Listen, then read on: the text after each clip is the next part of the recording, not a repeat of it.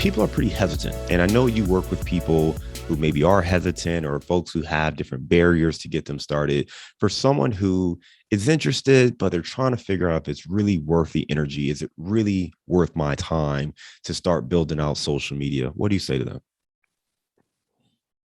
My question to them is, do you want to continue chasing business all your life, or do you want business to chase you? Yeah, there you go. I mean, right there, right? Because now you're talking about leads coming to you. These are, leads that are hot leads, basically, because they're coming to you warm versus you having to go out there and chase potential leads and being more of in the sales type role. Can you talk a little bit more about that, just from a lead generation standpoint versus maybe cold calling and kind of hunting for business? That spectrum of real estate and lead gen sales world works. It works. 100% it works. Cold calling, picking up the phone and calling random people. And how you doing? Hey, you looking to sell? That works. That does, to a degree, right? Door knocking. Hi, my name is Ed. I'm a real estate agent down the road. I just sold a neighbor's house. I was looking to see if you know any of your friends, family that wants to move into the neighborhood. I would love to help them out. That works to a degree. Social media works to a degree. These are all tools that I'm mentioning, and tools that I use until today. I am a 27-year-old social media guru, whatever one wants to consider it, but I've become very accustomed to social media and the power of it. That is one of my strongest tools in my tool belt. I'm not going to go ahead and hammer in a nail with a hammer. I'm going to go ahead and hammer it with a sledgehammer because I know I got one. It's going to take me one swing. I got that. I don't have to go and hammer all day long with cold calling or door knocking because that stuff just doesn't work as effectively as Instagram does for me. So I'm going to work with that. And that's what I encourage others to do as well. Don't neglect the power of door knocking, postcards, farming, and referrals. Oh, no, that works. But don't forget there is one powerful tool that we all have access to. It's our fingertips. It's right here. Let me teach you how you can do it from your own home. Right? What was all of quarantining about? Everyone was on their phone. Trust me, when I thought that my business was going to deplete, I thought it was going downhill, I thought it was going to die, I'm thinking no one's going to want to learn about social media now. Oh man, my master class and my book that I'm writing, everything, it's going downhill.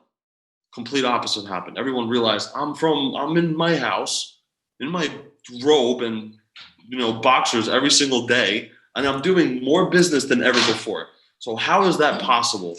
And now you start to think, okay, well, if you can do it that way, right? If you can go ahead and still get business done, you can still get things done by doing so, then let me go ahead and take advantage of social media even more. So that's really the whole point. It's like, don't neglect social media. It works. It really, really does. So get on there, tweak it, have fun with it, build your brand, have business chase you. It's a tool in the toolbox. And if you are looking to create some lead generation, having people reach out to you, social media is a proven method to see success there. And I think there's an interesting, approach because you talk about building a personal brand and maybe being like a social media guru. And that's not the goal for many of our listeners, right? Many of our listeners are not trying to get 100,000 followers. Also, when you're trying to figure out how do I, again, generate those leads and grow my business and, find those customers. So can you talk to us about how to turn followers into customers and likes into leads? Love that. So again, the image that you're portraying on your social media is the person that you are. It's the brand that you're portraying. It's you're pushing this image, right? Whether it's going to be very businessy, whether it's going to be very personal, whether it's going to be very family oriented, or whatever that might be. That's what you're drawing for your image, for your visitors, for your audience and viewers to see. So you got to make sure you're delivering that on a daily basis, being consistent with it. So now turning those things into leads. This is the part where so many people go wrong. Like I started off this podcast with, right? I said that there are so many real estate professionals that constantly just go into this business thinking that let me just go ahead and try to hammer my social media with salesy stuff. New listing, just sold, under contract, like, right? Just throwing that out there. That's where you're trying to jam your services down people's throats, and everyone doesn't want to be sold to. I know for a fact you don't like to be sold to. I don't like to be sold to, right? I want to buy. I want to go ahead and buy Apple products because it just makes sense. It's sexy. It's clean. It's easy. It's easy to use. It's user friendly, right? That's easy for me. I want to buy. So Apple doesn't have to go ahead and create $1 million commercials to try to sell me. They don't have to do that. They've sold me because of their brand, because of the way that people walk and talk about it. So I like the usability of all that. That's Apple. That's just right. So how can you create your own image on social media for people to go ahead and reach out to you? So again, that's that personal brand that you're painting. But the next step, this is what people don't do, right? The next thing that people don't do is more so the reaching out to other people, your accounts, your followers that you already have, right? So if you have, for example, 5 followers that you constantly see reaching out to you, and they're constantly liking your stuff and commenting and engaging, those are people that you should probably be reaching out to personally right back. So right, and I'll show you a very prime example. I'll go onto my Instagram and I'll see my notifications and I'll see that someone just followed me, right? Oh, that was you. I'm going to follow you right back. Boom. You got to follow. But let's go back down, right? Some realtor Lena, not sure who it is, but realtor Lena, she just liked a bunch of my pictures. She also went and reached out and followed me. So now I'm going to go ahead and reach out to her with a personal video message. I'll say, hey, what's going on? Thanks for following me. I appreciate it. What can I do for you? How can I help you today, right? Something like that. But doing that with all your followers, as many as you possibly can, build up that conversation, because this business is all about conversation starters. I'm going to bump into you at a grocery store. I'm going to do my absolute best to see how I can intertwine that conversation to lead down, hey, I'm a realtor, right? It's like, how can you get that out there? So same thing with your social media. Same thing like in offline, you got to do it online too. Ed, I love that, man. That's a very powerful insight. And I want to make sure everyone understood what you said. Social media is meant to be social. It's not just about likes and comments. It's about getting to know people. So you said that when someone follows you, especially if they start engaging with your contact or your information, you're going to reach out to them, right? Someone's engaging with your content. You're going to follow up, reach out. Hello, Mrs. Such and such. Thanks for liking my videos. How can I help you? What are you working on? Tell me more about yourself. And that's really where the value is. It's in the DMs, right? You've got to get to know people. You got to connect with them and understand what it is they're looking for. And then you can determine how you can help them or whether or not they might be a potential lead for you, right? You can take that social conversation and that digital conversation maybe to an offline and in real life conversation, right? And that's a great way to grow your business. So very powerful insight right there, Ed, on how you're leveraging social media to take these likes into leads. So Ed, great information there. I want to talk about personal branding, because you talked about like building the brand and letting people get to know you and all of those things. And when I talk to people, everyone seems to have a different interpretation of, one, what a brand is, and then two, what a personal brand can mean for them. So how do you define brand, and what do you think people need to do to develop a strong personal brand? The brand comes from within. It's very cliche to say, but it's true. I was just at an event last night in Bronx over in New York City, and I was speaking about branding. I was telling them that you have a brand, whether you know it, whether you don't, whether you like it or you don't, whether you want to talk about it, whether you don't, you have one. Sorry. You have kids, they perceive you as something. You have colleagues, they perceive you as something. You're trying to sell something, they perceive you as something. It's the brand. So the truest brand that you can portray is the truest self of yourself, because that is the person that you're going to show on your vulnerable days, on your good days, on your bad days. Own it. Own it, right? You have to own whoever that brand is, because that's you. You're not going to change it. So work with it, portray it on social media. Don't overthink it too much. Don't be ashamed of it either. Run with it. Own the hell out of it. I had some guy yesterday, very short guy, very, very short guy. And he was thinking like, like I saw him in the corner and he was, a little timid to like walk up to people and talk to him. And I'm thinking like, dude, that's your brand. Like own the hell out of it, man. And he didn't want to talk to people. So I came up to him and was like, dude, how can I help you? Like, what's going on? Talk to me. And we started talking. And, he was saying, he was like, oh, dude, you're so tall and this and that. I'm like, well, dude, like you have a sharp look. You're a good looking dude. Like this is your story. Don't be ashamed. Like I just saw that. Oh man, I'm ashamed of it. Oh, why? For what reason? You know how many people are out there that are amputee, they can't hear, or blind, or sick, There are so many people that take that and either run in one of two directions. One, oh no, life sucks. I hate it. This is brutal. Why me? Why me? Or the other way, which is just, hey, this is who I am. This is my brand. I love it. I know I suck. I know I'm handicapped. I know I don't look good. I know I'm this. I know I'm that. And I love it. Let's go. Let's live life. Do you know how many people gravitate towards that as opposed to the other way? People don't want negativity. People don't want that type of vibe in their life. They want to work. They want to be surrounded. They want to be in that type of environment around the positivity. So just own the hell out of your brand, whatever it is. Whatever it is, just run with it. I love how you started that talking about we all have a brand, whether we want to acknowledge it or not. You have a brand. You've got to figure out how to embrace it. There are things you can do to, change the messaging, but you have a brand. So recognize that off rip. The last part, to me, it sounds like confidence, right? Because people want to be around someone who's positive, but also confident. And the confidence comes from within you. I mean, however you look or whatever those things are, you've likely been like that a long time. And if you can grow comfortable in yourself, then that is easier to convey to other people. And it's not about being super tall or super successful or all these other things. Most people are so concerned about themselves, they don't even take time to process, you or what you've got going on, right? And if you can help them with what they're trying to get accomplished, typically they're ready and willing to work with you and learn more about what you've got going on. So it's much less about you and more about how you might be able to help them. And if you can do that and help people make good decisions, then I think you're going to be in a great position there. Let's talk more about some of the things to build a personal brand. You talked about embracing it. We've talked about building a social media presence, but if someone's never done anything, right? I've never built a personal brand. I'm a new realtor. I have no clients. I have no experience, or maybe I'm a new multifamily investor. But again, I don't really have, the wins I can put up there and say, hey, I've done 20 X amount of deals or whatever, right?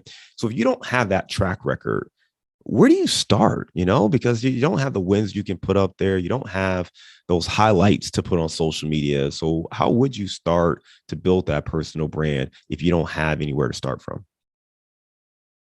The whole fake it till you make it mantra works. It really does. The fake it till you make it. In the beginning, I had no sales. I had zero sales in real estate. So how am I going to go up to a buyer or seller and convince them that I know what I'm doing? No, I don't. Sorry. But I utilized my team leaders, my teammates, my colleagues, my brokers, sales, and said, yeah, I work with them. So yeah, together, absolutely. We generated more than 20 million sales this past year. Whoa, 20 million. Oh, that sounds sexy. Sounds like he knows what he's doing. Did I? No. But I utilized that. I took pictures of their listings. I took pictures of their homes, their owner contracts, their showings, their appointments, their home inspections. Wow, I look busy. That's okay. That's the image I'm trying to throw out there to my following, to show them, look how busy I am. Look how much I'm doing. I'm doing this. I'm doing that. Everything that I can be doing for you too, if you're open to it, of course. So that starts to create an image. Ed is busy. He must know what he's doing. He seems busy. His numbers are there too. Wow. Let me reach out to him. So the whole fake it till you make it, it does work. I know a lot of real estate professionals that also have done that, and that's how they started their career. They reached out to other agents. They said, can I go ahead and do a video of your home? I'll promote it. I'll promote you as the listing agent. I'll give you the credit. It's not like I'm taking it, right? I never encourage that. Don't take other people's credit, but give it to them, right? Give it to them. But show it, film it, show that you're busy, show that you're doing an awesome listing video and an awesome concept. Like, wow, that's great content right there. I want to jump in because I want to challenge this and push it a little bit, right? Because there's some gems in what you're saying, but the phrase fake it till you make it, I think people hear that and there's something that is either fraudulent or misleading that they take away. And what I'm hearing you say, when I'm talking about this, it's a little different, right? For me, it's you may not have the experience and track record, but you do have some credibility. And what you have is a team, right? You didn't have it, but you were a part of a team that did. And if you don't have that experience, you leverage the team's experience, right? You leverage the other agents. And the key point you said was don't try to misrepresent this as your listing, right? Don't take photos and videos and list like, hey, here's the house I'm listing, or misrepresenting what you've actually done. But if you're a part of a team, you can say, hey, here's one of the properties we sold this year or that we did this year. Part of the reason you join a team is to leverage that credibility so you can then learn from them and then scale up. And it's the same thing with multifamily investing, right? I tell people, if you've never done a deal, do not go out there and try to do a deal by yourself. Partner with somebody who's got more experience, partner with a broker or lean into a broker, get a coach, get a mentor, lean on their experience, lean on their credibility, because they're going to help you. Now, if you're just saying it, but you're not actually working with them, now you're putting yourself in a position to fail because you actually don't have their experience to lean on and to learn from. But in your case, even if you didn't have any experience, you still had those other agents and the brokers to talk to say, hey, here's a situation I'm dealing with. How do you handle this? Or what are your thoughts there? So I just want to clarify that, because I think sometimes people hear fake it till you make it. And they just assume lie. And what it really means is align yourself with people who are credible, and you have to start carrying yourself like you're already where you're trying to get to. You have to do that because you have to have that confidence in where you're at, where you're headed, the knowledge you do have, the experience of the team that you're a part of, and that's how you grow. So just a little nuance, but I hear people say that and always get concerned that someone's going to just start lying their butt off, making up stuff. It's like, no, that's not exactly what he means by that. So That's right, John. No. What you're saying is absolutely right. The fake it till you make it. That's more so for the average listener to understand that concept and say, okay, I've heard it so many times before. Like, does it really work? Is it fraudulent? Yeah. Yes. However, there's a very true, deep meaning behind it. So I'll give you another example. This 180 unit building that I got. All right, I'll tell you how this came in. I got a DM. A lady from New York reached out to me. Bayla, big shout out. And she reached out and said, Ed, I have this project in New Jersey. I'm in New York. I wish I could do it, but you were the first person I thought of. Do you know anyone that could do it? I said, like, where is it? I'll test it out. Some town called Somerville, which I heard of like once ever. And I was like, okay, all right, sure. I'll give it a shot. What is it? She's like, can you meet me at the site? Okay, when? Tomorrow morning, 9:30. No problem. I get there and I'm thinking, this can't be it. No way. It's this huge building. And I'm thinking, no freaking way. Like, this is the appointment now. And there's a little trailer, and I'm meeting with the developers, and I'm thinking, this is not your average listing appointment. What am I getting myself into? And I'm talking to these guys, and they have like floor plans and blueprints, and everyone has those hard hats. And I'm thinking, this is not what I signed up for. Like, this is cool, but like, I'm scared. I get inside the trailer, we start talking. I'm in my suit and my little folder and thinking I know what I'm doing. And I had to fake it till I made it. And I made it. I'm obviously here. I got the project a year and a half ago. They asked me so many questions that I never even knew what it meant. They were asking me, how quickly can you sell out a building like this? What is your absorption rate? What is the cap rate here in this? And I'm thinking, dude, I have no idea what you're asking, but I played it off very well. They asked me about the absorption rate. They're like, what is your absorption rate? I'm like, oh, easy, 10%. And they're like, oh, that's not bad. And in my mind, I'm like, what the hell's an absorption rate? I had no idea, because I wanted this project. I wanted it, and I had to do whatever I had to do to get it. And that's exactly what happened. They were happy. They were pleased.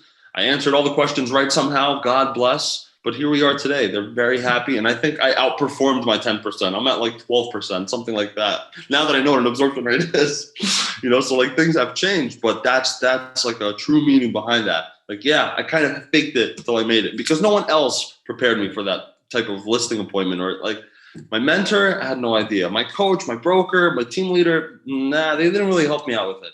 I had to go ahead and figure it out on my own. So yeah, there are times where I really have to go ahead and just dive deep, learn it, but act like I know what I'm doing. And if I mess up, I'm sorry. I'll take the blame. I apologize. I'll fix it.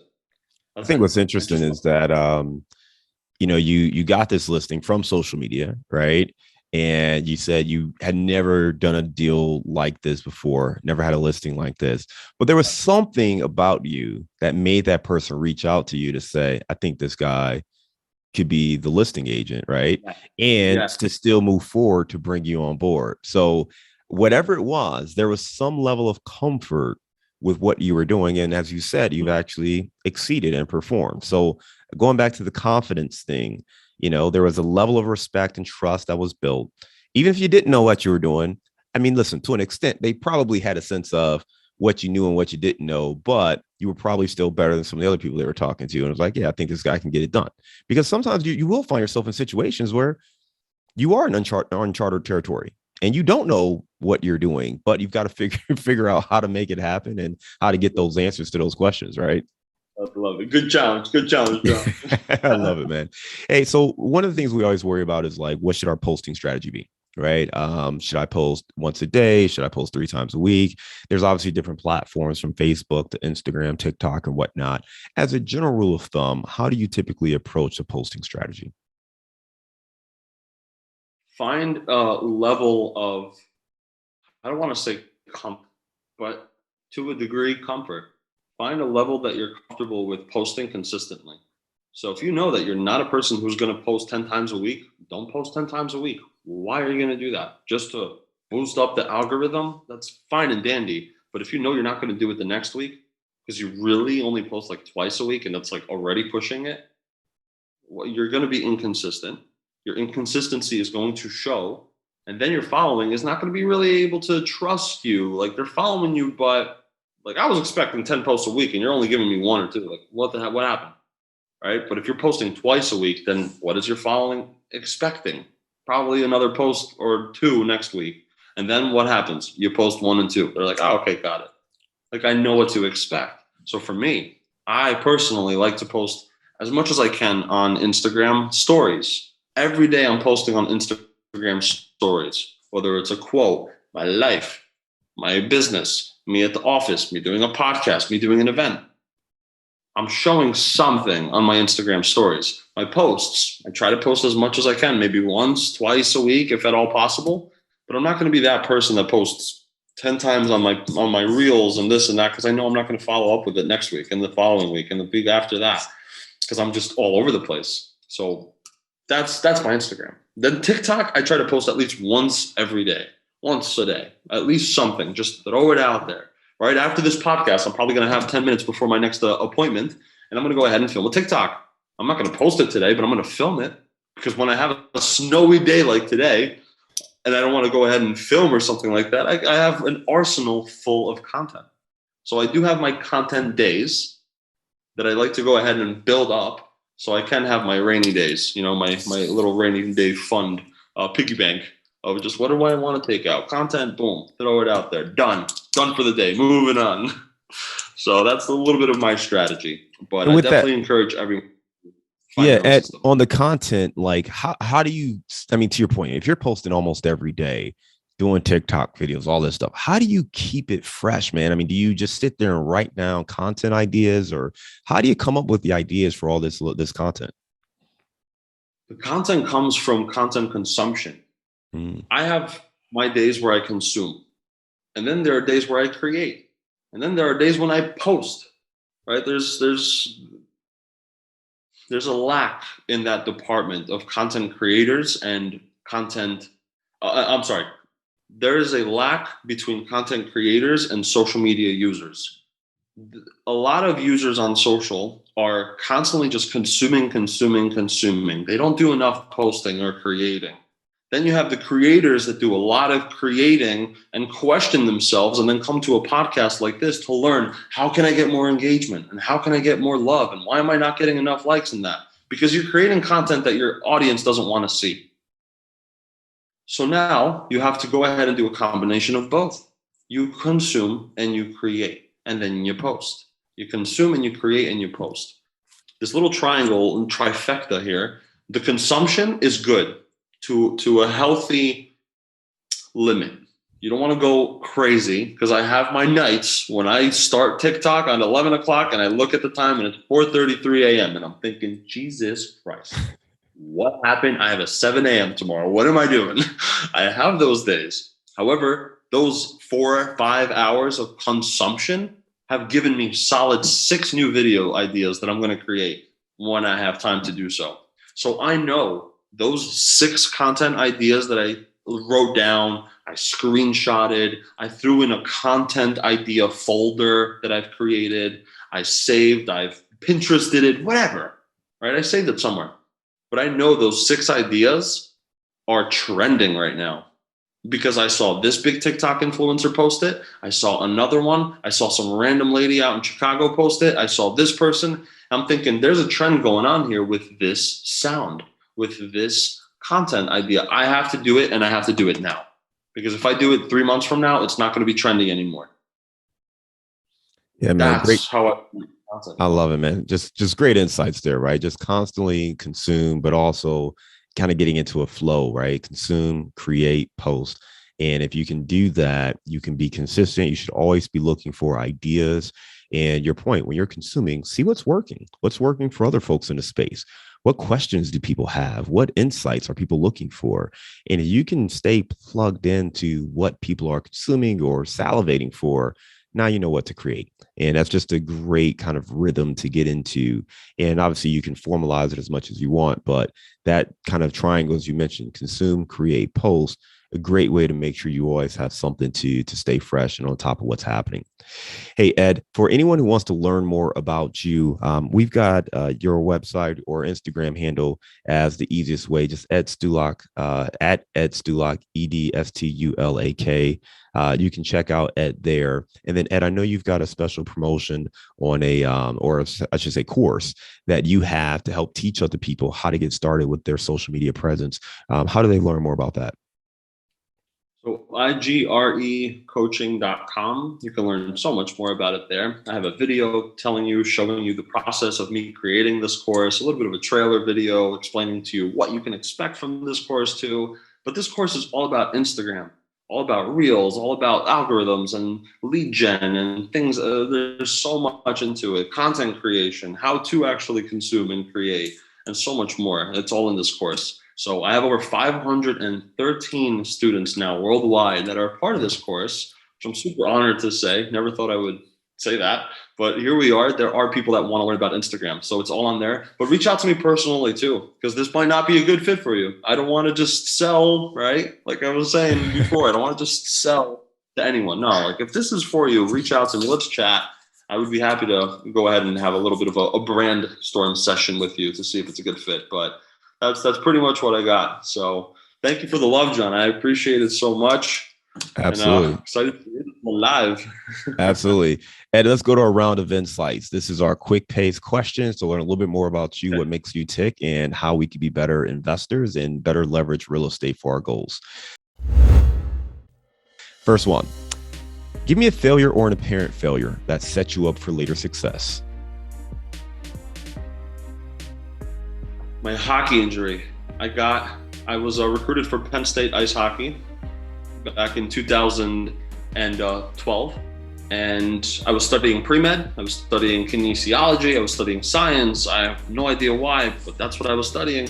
I failed. I got injured very badly on the ice as well during one of the games over in Pittsburgh, Pennsylvania. I remember it, but it was a blessing in disguise. But that was a very big failure in my life because I know that my parents wanted me to go to school, finish school, get my degree, go to the highest of highest leagues over in hockey, and it didn't happen. It felt like a failure, but I am now redeeming myself with my new pursuits. Give me a digital or mobile resource you recommend for your business.